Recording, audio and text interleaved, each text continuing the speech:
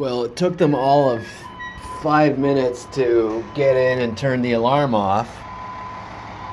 So what's taking them so long?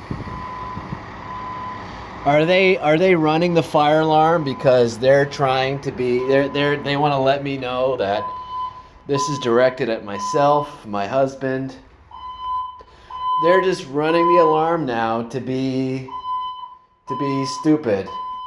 So it's going on, the last fire alarm they pulled an hour ago. It was going on, it went on, they were in and out 5 minutes. So now that the CSU is here, the alarm is droning on and on and on and on. Oh, here we go. Let's get our. This is